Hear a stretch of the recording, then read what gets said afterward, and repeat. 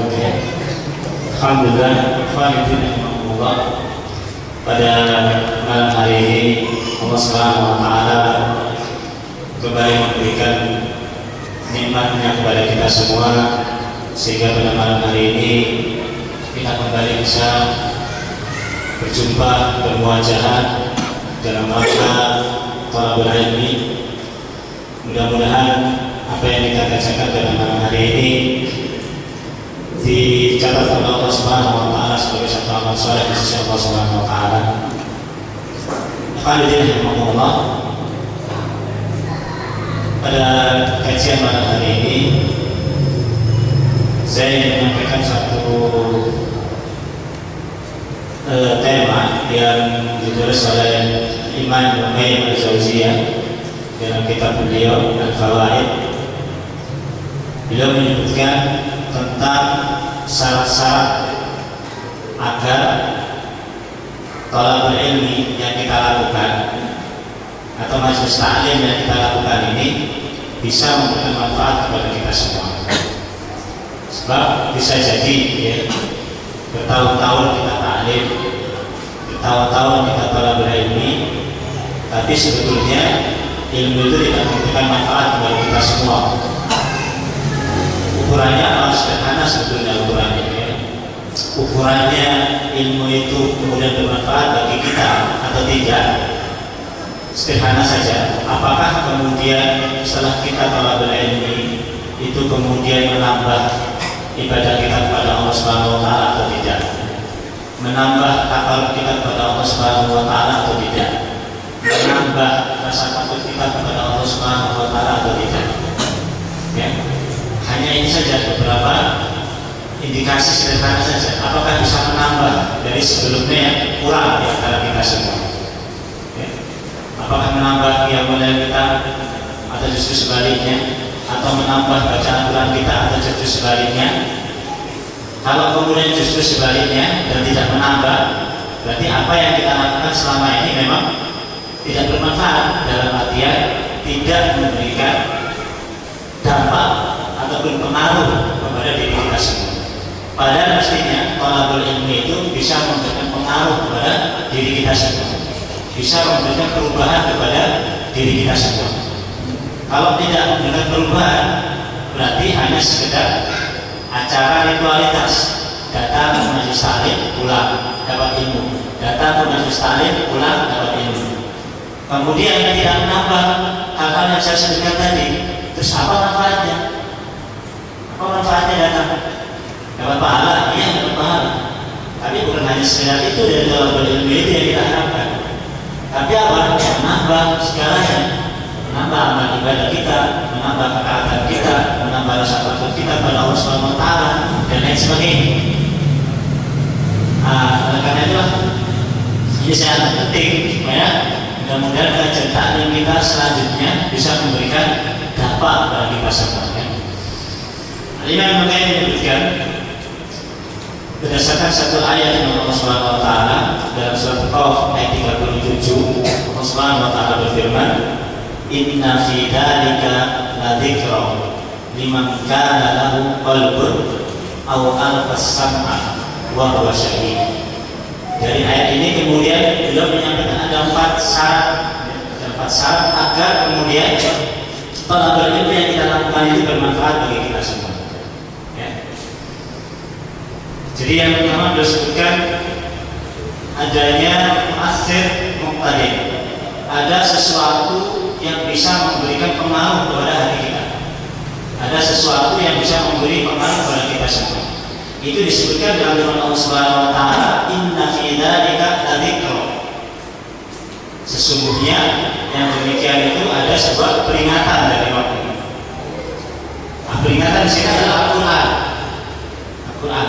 Jadi sesuatu yang bisa memberikan pengaruh kepada kita itu adalah Al-Quran maupun hadis-hadis Nabi Sallallahu Alaihi Wasallam. Kalau kemudian kita ibarat sebuah lampu, gitu ya. Lampu ini tidak akan menyala kalau tidak ada daya listriknya, kan begitu. Ada daya listrik yang kemudian melewati kabel, kemudian kabel itu masuk ke lampu, kemudian lampu itu kemudian menyala. Ada beberapa tahapan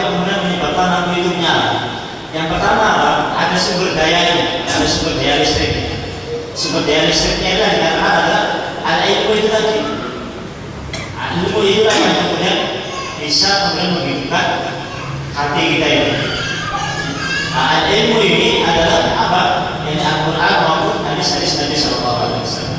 Berarti yang bisa menghidupkan hati kita, sumber daya yang dimaksud tadi adalah, ya ini adalah al-ulama, ini para ulama.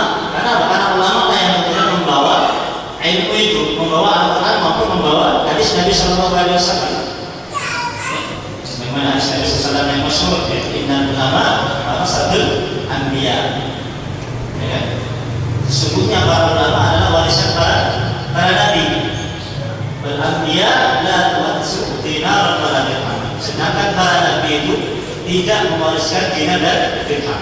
Innama ya'sul ilma. Sesungguhnya mereka adalah mewariskan ilmu. Ilmu itulah yang kemudian menjadi sumber daya bagi kita semua. Kita tidak bicara nanti menyebabkan lampu itu menyala atau tidak. Yang penting ada sumbernya dulu yang pertama. Sumbernya adalah ilmu, yaitu ulama. Tetapi yang kemudian yang jadi persoalan, jangan sampai kemudian kita mencari sumber daya yang kemudian sumber dayanya lemah, yang kemudian menyebabkan lampu itu tidak menyala secara maksimal. Ya. Atau kemudian kita cari sumber ilmu atau sumber daya itu yang keliru, yang justru tidak membuat lampu menyala, tapi justru membuat lampu itu malah rusak. Yang saya maksud lampu itu adalah hati, ya, hati. Sehingga kalau kemudian salah mengambil sumber ilmu atau tidak maksimal sumber daya yang kita ambil, maka hati tidak akan menyala juga dengan terang. Atau kalau salah kita mengambil sumber ilmu tadi itu, sumber daya tadi itu, hati malah menjadi rusak, hati malah menjadi keras. Bisa jadi demikian terjadi. Ya. Nah, dalam mengambil sumber ilmu itu yang harus kita perhatikan dua hal ini. Orang itu layak kita jadikan sebagai sumber ilmu, sehingga layak kemudian kita ambil ilmunya, kemudian bisa menghidupkan hati kita karena memberikan daya yang maksimal. Atau kita tidak salah mengambil ulama tadi untuk kita jadikan sumber ilmu bagi kita. Kalau yang pertama kita mengambil sumber ilmu yang tidak maksimal, itu yang kita hasilkan tidak maksimal juga. Ya, sebagaimana kaidah usul fikih, sebuah kaidah bagi lain orang yang punya sesuatu pasti akan bisa membeli. Apa yang bisa kita ambil dari orang yang memang tidak punya apa-apa? Tentu harus kita ambil dari orang yang memang mempunyai sesuatu yang bisa kita ambil. Sebagaimana Imam Syafi'i rahimahullah, ya, Imam Syafi'i berburu kepada Imam Malik rahimahullah. Berapa lama beliau berburu kepada Imam Malik dan tidak pindah-pindah? Hampir 20 tahun Imam Syafi'i belajar kepada Imam Malik. 20 tahun belajar tidak pindah-pindah. Menganggap apa? Sumber ilmu bisa diambil ilmunya. Sumber ilmu yang bisa diambil ilmunya dan bisa dipertanggungjawabkan ilmunya. Sehingga sampai beliau mengatakan raditu bi Malikin ayyakuna hujjatan baini wa bainakum. Saya ridho kepada Imam Malik sebagai hujjah saya, sebagai hujjah antara diri saya dan Allah Subhanahu wa taala. Kenapa? Berani ngomong demikian Imam Syafi'i. Kenapa? Karena emang yakin dia sumber ilmu dan tidak pindah dari Imam Malik. 20 tahun belajar sama Imam Malik di Madinah. Dan tidak pindah. Sampai kemudian Imam Malik meninggal barulah beliau pindah ke Kufah mau berburu pada Imam Ahmad bin Hanbal, ya kan? Tapi tidak sampai ketemu dengan Imam Ahmad bin Hanbal, ya. Sampai di sana Imam Ahmad sudah meninggal. Karena belakangan itu karena menganggap bahwa sumber ilmunya sudah tepat, sudah banyak sebetulnya bisa kita ambil. Nah, yang kedua yang tak kalah pentingnya, jangan sampai salah mengambil sumber ilmu tadi. Orangnya maksudnya, orangnya yang sampai kemudian kita salah mengambil, orang yang kemudian tidak layak kita ambil ilmunya. Meskipun dari sisi sumber ilmunya dia bagus, paham sih?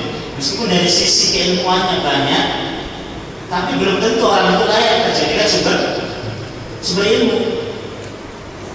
Ada beberapa orang yang mempunyai ilmu yang luar biasa, tapi tidak layak kita jadikan sumber ilmu. Kalau kita jadikan sumber ilmu, tidak justru menghidupkan hati kita, malah mematikan hati kita. malah kemudian mengeraskan hati kita, malah membuat hati kita keras sama orang muslim. Ada seperti itu? Ada. Fenomena kayak begitu sudah digambarkan oleh Nabi sejak jauh-jauh hari. Sebagaimana hadis Hudzaifah bin Yaman, ya kan?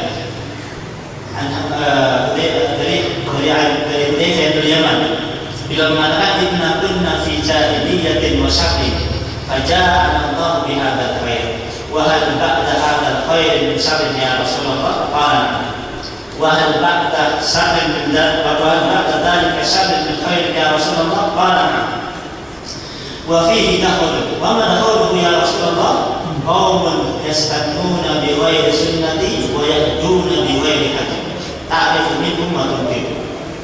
Dan kata lagi wa hal ba'da hadzal khair min syarrin ya Rasulullah?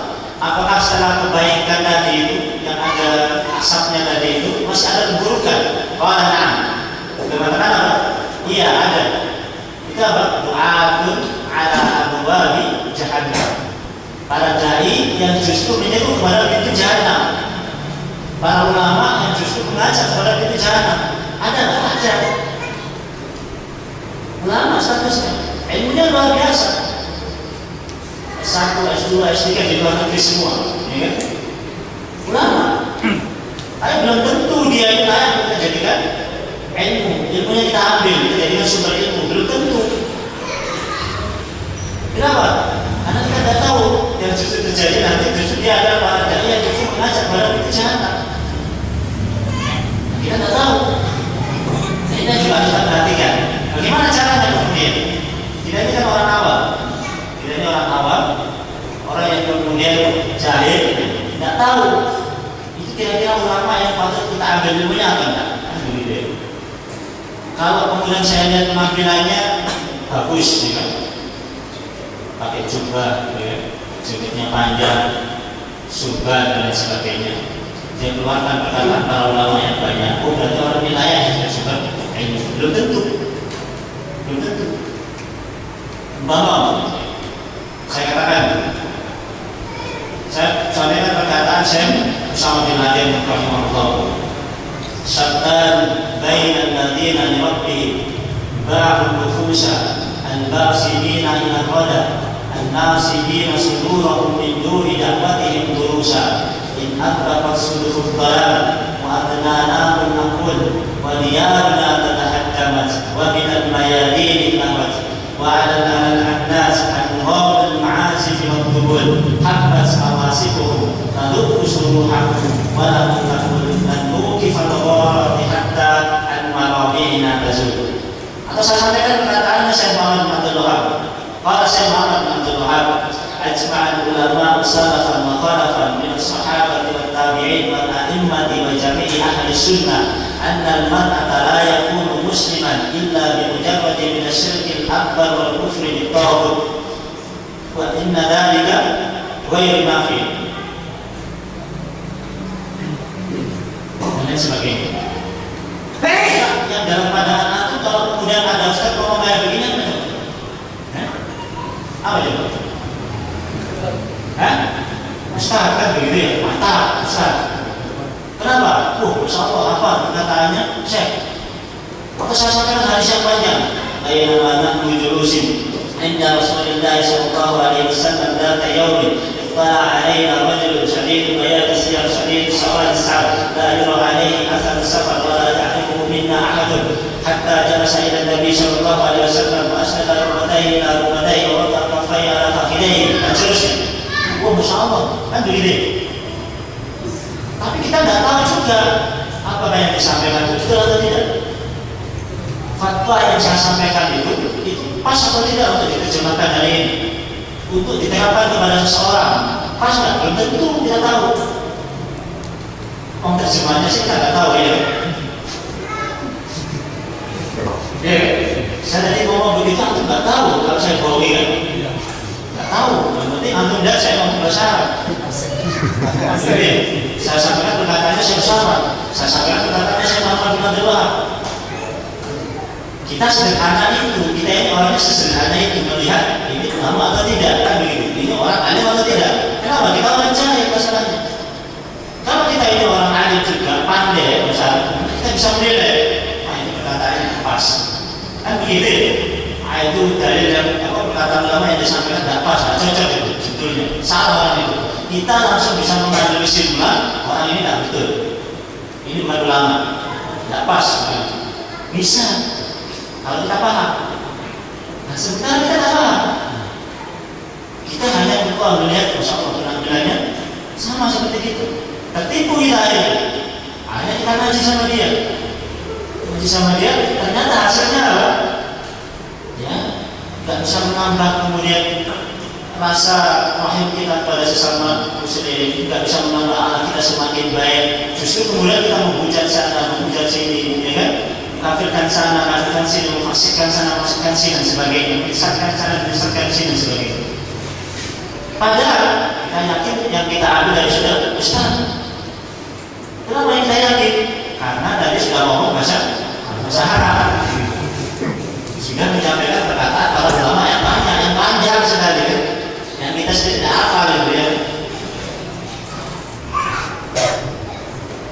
Contohnya, kita ambil itu kemudian salah. Makanya dari itu sederhana saja. Kalau kita mau mengambil ilmu daripada para ulama itu, ambil ilmu dan memang para ulama yang sudah kita kenal secara luas ilmuannya. Saya ambil contoh, kita mau belajar hadis sahih. Saya mau mengkaji tentang hadis sahih apa enggak? Siapa ulama yang saya kenal? Siapa? Syekh Muhammad Nasiruddin Albani. Ya. Kita baca ilmunya, kita baca hadis-hadis yang kemudian diriwayatkan oleh beliau atau kemudian yang disahihkan oleh beliau. Ambil ini. Bisa kita ambil, kenapa? Karena kita sudah kenal luas tentang keilmuan beliau tentang masalah hadis. Sementara kalau kemudian kita mengkaji juga tidak mampu, ya kan? Tidak mampu, maka sudah ambil perkataan para ulama yang kita kenal. Kenapa? Dalam masalah hadis itu banyak kemudian para ulama yang kemudian menipu dengan hadis palsu. Banyak kemudian hadis palsu itu dibuat oleh orang-orang Syiah, orang-orang kecil, orang-orang nasionalis, orang-orang militeris. Banyak sekali hadis palsu dibuat. Kalau kemudian kita tidak selektif dengan ukuran apa namanya, dengan metode yang saya katakan tadi, kita ambil pokoknya ini riwayat ini, kita anggap orang itu adalah ahli hadis. Kemudian kita ambil hadis, belum tentu. Malah tuh baca bukunya orang Syiah, hadis judulnya itu hadis Al-Mukhtar. Hadis-hadisnya orang Syiah banyak, betul punya sedikit. Riwayat Ja'far, riwayat apa namanya Ali, riwayat apa namanya Husain, macam-macam. Ada riwayatnya semua. Tapi benar nggak? Ansu semuanya, dusta semuanya. Dan sangat gampang membuat hadis palsu itu. Pasca perang Nahrawan, perang melawan Khawarij, barulah kemudian menyebar yang namanya hadis palsu itu sedemikian banyak. Ratusan ribu menyebar hadis palsu. Untuk apa? Untuk menangkap kelompoknya dan untuk mengalahkan kelompok yang lain. Dan dia membuat hadis palsu. Sangat mudah, sangat mudah. Saya pun bisa membuat hadis palsu gitu. Saya katakan memulai anakku berjalan dengan serius, insya Allah nanti kamu akan mendapatkan rezeki yang banyak. Riwayat Syekhon, apa ya? Syekhon, riwayat Syekhon. Apa itu Syekhon? Syekhon ini apa? Orang tua. Kalau saya katakan riwayat Syekhon, berarti riwayat dua orang tua. Salah, nggak salah. Dua orang tua kan bisa mengatakan riwayatnya Syekhon. Dua suyu, dua syekh, dua orang tua maksudnya. Kita kemudian menulis, membaca ya, satu artikel atau satu tulisan syekh siapa gitu kan? Syekh Abu siapa? Syekh Abu Abdullah Al-Turki. Dia tulis, ya, besar. Kita kemudian mengatakan, Masya Allah tulisan ini. Kita terima tulisan ini, kenapa? Ada embel-embelnya Syekh, ada embel-embelnya Al-Turki. Berarti orang luar, itu besar. Belum tentu.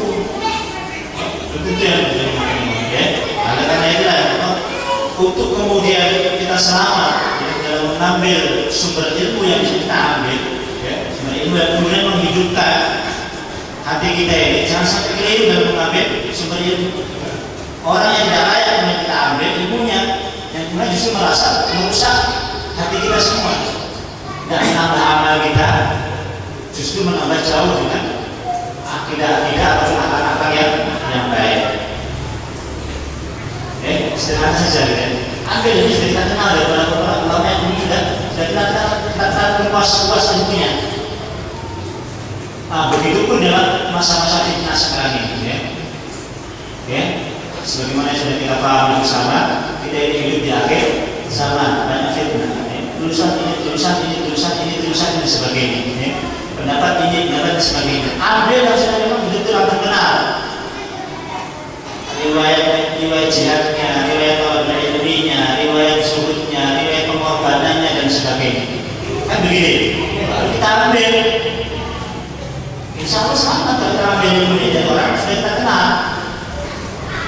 Saya ambil contoh. Saya sama di Nadir Baik. Umpamanya. Siapa yang ambilnya itu? Nanti benar. Nah, baca riwayat pengorbanan beliau. Baca. Beliau salah satu pemilik Usama Foundation. Usama Foundation itu adalah orang yang merenovasi Masjidil Haram. Pembangunan di Arab Saudi, jalan-jalannya, rumah sakitnya, masjidnya, itu Usama Foundation, keluarganya Syekh Usama sendiri membangun jalan di Sudan. Jalan raya dibangun oleh Syekh Usama. Kalau mau dibandingkan kekayaannya, tidak ada bandingannya dengan kita. Jauh banget. Kita banting tulang, ya. Kaki ke atas, kepala ke bawah, paling hasil maksimal kalau 30.000, ya maksimal, 50.000 maksimal. Padahal itu sudah kepala di atas, kepala di bawah, kaki di atas. Saya sama berapa triliun? Triliunan. Kemudian lihat pengorbanannya. Tahu kan pengorbanannya? Ya tinggalkan itu semua harta itu, masuk ke bumi jihad atau di sana. Tinggal kemudian di buku kain bersama Syekh Umar. Syekh Umar juga nggak punya rumah. Syekh Umar juga nggak punya rumah. Kita ambil perkataan beliau, iya enggak? Layak kita ambil perkataan beliau? Layak. Dalam masalah jihad umpamanya, layak kita ambil perkataan beliau.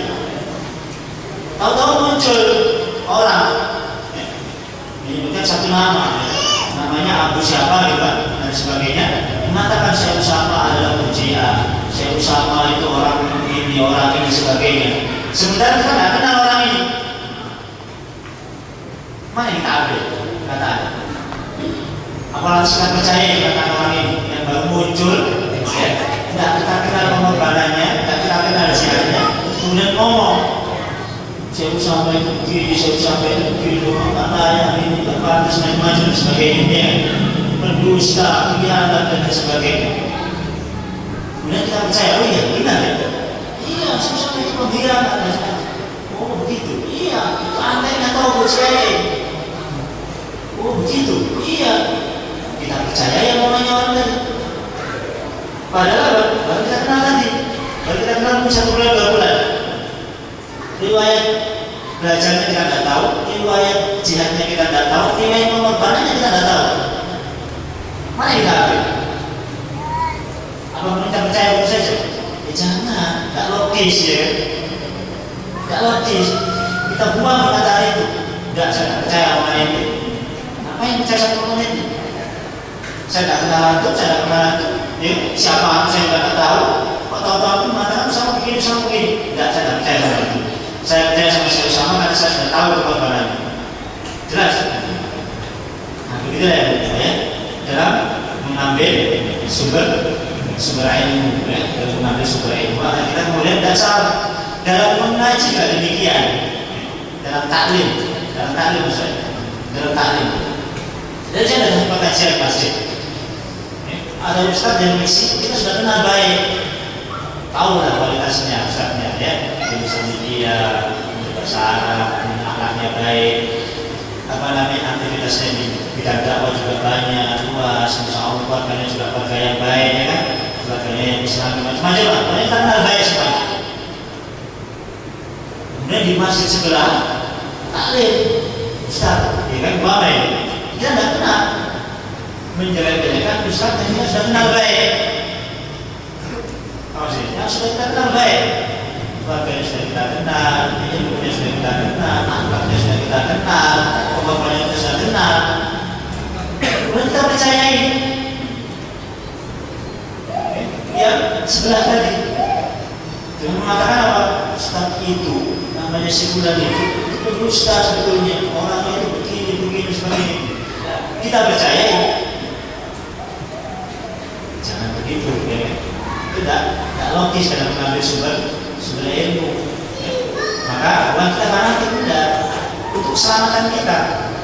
Sebab apa? Kita mengambil ilmu itu, kemudian kita bertanggung jawab di sisi Allah Subhanahu wa Ta'ala. Apa kemudian kita nanti bisa beralasan dari Allah Subhanahu wa Ta'ala? Ya Allah, kalau saya ngasih sama dia, kok saya begini? Kok kenapa saya sekarang aku hukum? Kok kenapa saya kok dimasukkan ke dalam neraka? Padahal saya mengikuti dia ini ulama, dia ini ustaz. Kenapa saya masuk ke neraka? Mestinya ya saya tidak masuk ke neraka. Kalau saya cuma ikut dia kok. Mestinya dia saja yang masuk ke neraka, jangan saya. Kalau bisa begitu nanti dalam Allah Subhanahu wa Ta'ala, tidak bisa. Ya. Kalau sudah mengikuti orang, punya orang itu ngajak dalam neraka, tidak bisa kita kemudian membantah Allah Subhanahu wa Ta'ala. Jangan yang dia saja yang masuk ke neraka, tidak bisa. Kita ini masuk juga, kena juga masuk dalam neraka juga. Dan kenapa? Salah kita mengambil sebagai ilmu tadi. Keliru. Yang kita ambil siapa? Doakan ala abwab jahannam. Dai yang milik melalui kejahatan. Kok bisa? Bisa. Kita terpengaruh. Bisa. Kenapa? Rasul mengatakan apa? Ketika Ibrahim mengatakan kepada Rasulullah, ya Rasulullah sifat lana. Ya Rasulullah, tunjukkan ciri-ciri mereka kayak apa? Rasul mengatakan apa? Hum min jildatina wa yatakallamuna bi alsinatina. Hum min jildatina wa yatakallamuna bi alsinatina. Ciri-ciri mereka itu kulit-kulit mereka sama dengan kalian.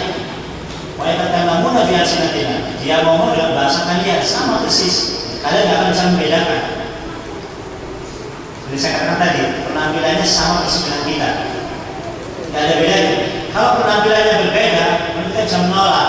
Bisa kemudian terjadi ketidakcocokan, begitu ya. Masuk isi masjid, rambutnya pirang, ya, panjang, umpamanya, kemudian bajunya juga tidak seperti kayaknya biasanya, bahasanya juga bukan orang sini. Kemudian kita pasti akan bertanya-tanya, siapa orang ini kan begitu? Benar nggak orang ini kan begitu? Tapi kalau kemudian bahasanya sama, kulitnya sama, penampilannya sama, ngomongnya sama, apa yang disampaikan Al-Quran, apa yang disampaikan hadis, kita tidak tahu. Kita juga pernah belajar kan begitu ya. Yang penting orang bahasa Arab, kita anggap alim, orang Arab. Banyak semua orang alim, tidak semua orang yang bisa bahasa Arab pun alim, belum tentu. Orang-orang apa namanya orientalis itu sengaja memang belajar bahasa Arab dan kemudian mampu berbahasa Arab dengan fasih, dengan fasih. Kita orang Islam belajar bahasa ya jelas ketipu sama orang Yahudi atau orang orientalis yang belajar atau misionaris yang belajar bahasa Arab, ketipu dia. Orang misionaris belajar hadis, orang misionaris belajar Al-Quran. Kita tidak pernah belajar hadis, tidak pernah belajar Al-Quran, tidak pernah belajar bahasa Arab. Ketipu kita. Baik, selain ini tadi yang sudah sebutkan, maka belajar belajar hadis, belajar Al-Quran, belajar bahasa Arab.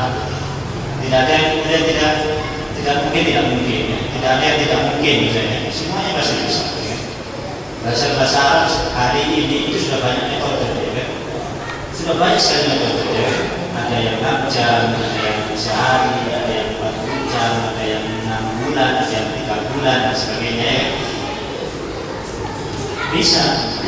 Untuk menghafal Al-Quran pun sekarang sudah banyak sekali metodenya, ya kan? Ada yang 40 hari hafal Al-Quran, ada yang kemudian 2 tahun, ada yang kemudian 1 tahun dan sebagainya. Bisa nggak? Bisa. Kalau kita mau sebenarnya bisa. Cuma masalahnya kita memang tidak mau. Allah Subhanahu wa taala sudah menjamin walaqad yassarna al-Qur'ana lidzikri. Sungguh kami telah mudahkan Al-Quran untuk dihafal. Allah Subhanahu wa taala pakai yassarna, ya, lain dalam bahasa Arab yang bermakna mudah itu ada 2. Ada sahlun, ada yusrun. Ya, sahlun mudah, ada yusrun. Yusrun itu mudah juga. Tapi kalau kita bicara sahlun mudah, itu mudah yang tidak menyeluruh. Artinya apa? Itu mudah bagi seseorang tertentu, belum tentu mudah bagi orang lain. Anak kecil yang dari Arab itu ngomong bahasa Arab, kan begitu ya? Tapi belum tentu kita yang sudah dewasa, yang sudah tua, itu ngomong bahasa Arab. Itu namanya sahlun. Tapi kalau yusrun itu mudah bagi siapapun. Bagi orang tua muda, bagi anak kecil muda, bagi anak muda juga muda. Orang yang sehat juga muda, orang yang cacat juga muda. Orang yang sibuk juga muda, orang yang gak sibuk juga muda. Berarti apa? Tidak ada alasan untuk tidak bisa menghafal Al-Quran sebetulnya. Mau alasan apa? Alasan sibuk? Tidak bisa. Walaqad yassarna al-Qur'ana lidzikri. Sungguh kami telah mudahkan. Dimudahkan di sini maksudnya apa? Dimudahkan bagi orang yang sibuk maupun tidak sibuk.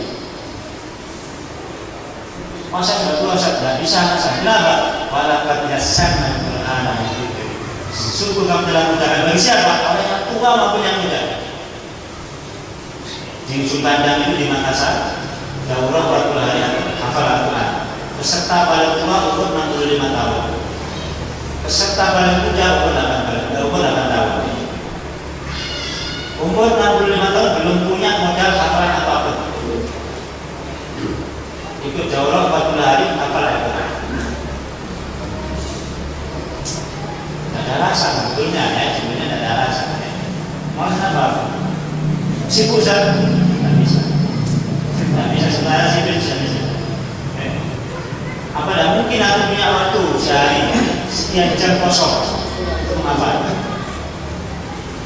Ada nggak? Ada. Sama. Dan inilah yang nanti akan menjadi salam bagi kita sebetulnya nanti. Kan? Kenapa saya katakan? Anak kita ini kita sekolahkan tahfidz, hafal Quran, ya kan? Sedangkan Rasulullah SAW mengatakan posisi kita di surga nanti, Rasul katakan apa? Iqra warattil wartaqi fa inna manzilataka inda akhiri ayatin taqra'uha.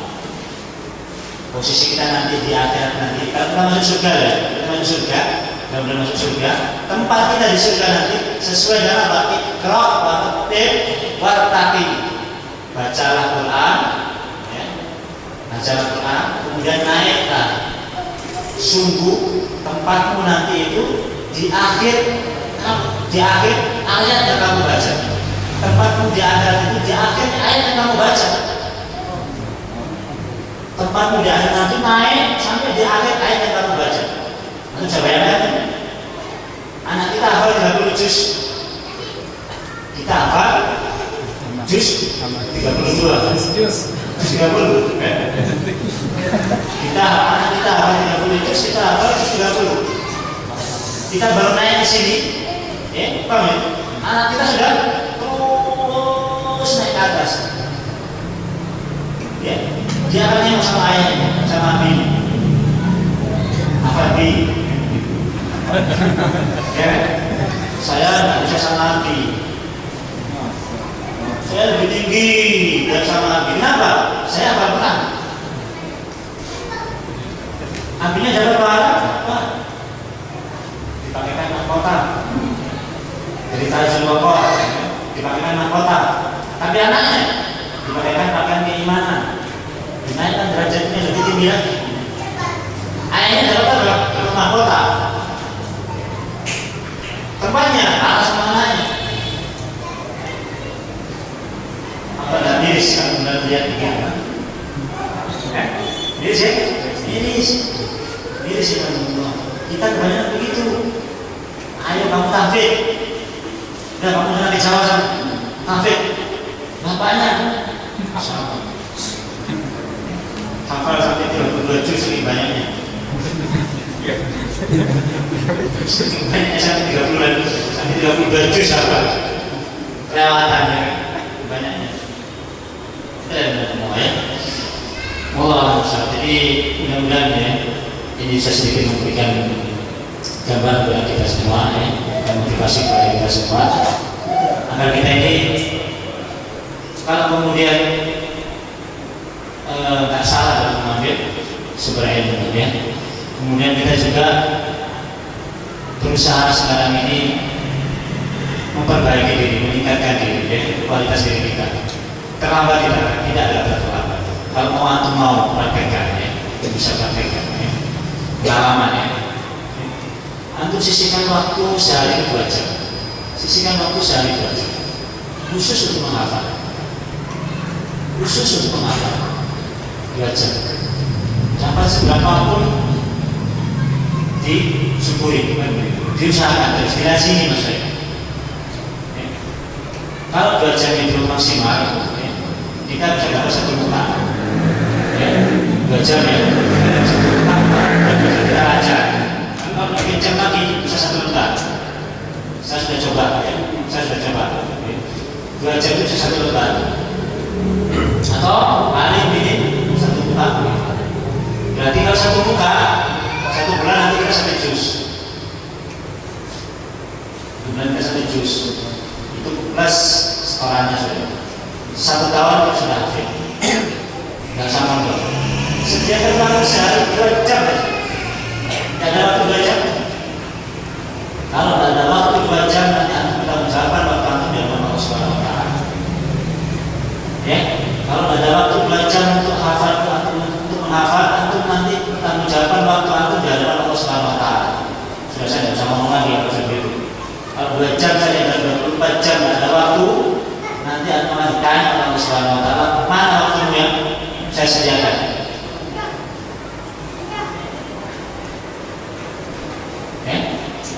Coba saja usulan kemudian sedikit diberi manfaat dan menambah derajat kita nanti di akhirat. Masa kita mau juz 30 saja terus? Jadi di sini derajat kita ini di akhirat. Apa nak ingin naik juz 29? Apa nak ingin naik juz 8? Apa nak ingin naik juz 7? Dan seterusnya sampai juz 1. Ya. Wallahu a'lam bishawab. Aku berdoa atas nama Allah dan Assalamualaikum warahmatullahi wabarakatuh.